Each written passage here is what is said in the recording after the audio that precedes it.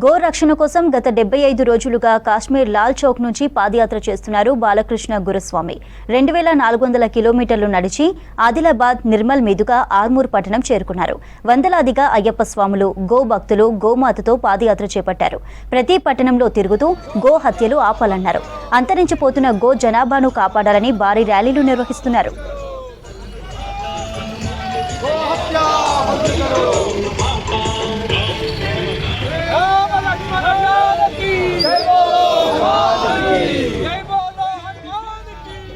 భూమిని సారవంతం చేయాలంటే గోమూత్రము, గోమయంతో సాధ్యమన్నారు బాలకృష్ణ గురుస్వామి.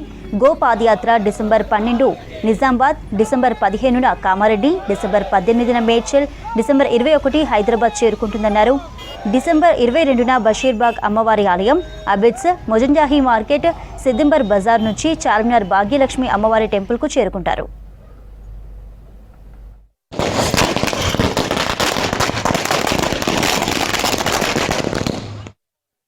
మీ ఇంట్లో ప్రతి ఒక్కరి బాధ్యతగా ఆవును రక్షించాలంటే మనం దేశీవాళీ ఆవు పాలు తాగాలి, ఆవు ఉత్పత్తులను వాడాలి. గో ఆధారిత వ్యవసాయంతో చేస్తున్న సహజ సిద్ధమైన ప్రకృతి సిద్ధమైన సంపదతో మనం భోజనం చేసినట్టయితే ఆహారం ఆరోగ్యంగా ఉంటుంది.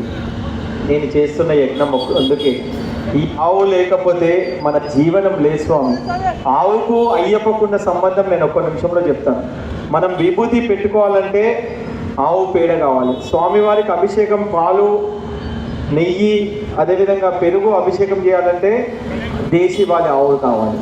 గురుస్వామి ఇక్కడ ఉన్న అందరికి కూడా, మూర్తి గురుస్వామి గారు, మీ అందరికి ఒక రిక్వెస్ట్ ఏంటంటే స్వచ్ఛమైన దేశీవాళీ ఆవు నెయ్యి మీరు కొనే ఆవు నెయ్యి ఎంత కిలో ఉంటుంది స్వామి? ఎంత తల్లి? అమ్మ మీరు నెయ్యి కొంటారు కదా, ఎంత కిలో? 600, 900. ఇది స్వచ్ఛమైన ఆవు నెయ్యి కాదు స్వామి, ఇది విషం.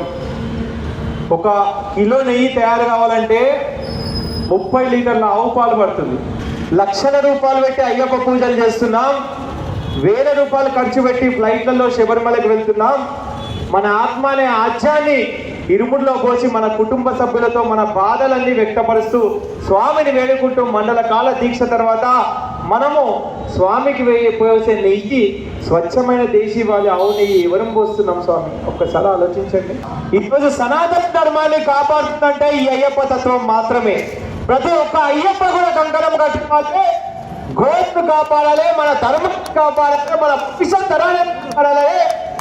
మన భక్తుడు కాదా మన ధర్మాన్ని కాపాడ ఒక్కసారి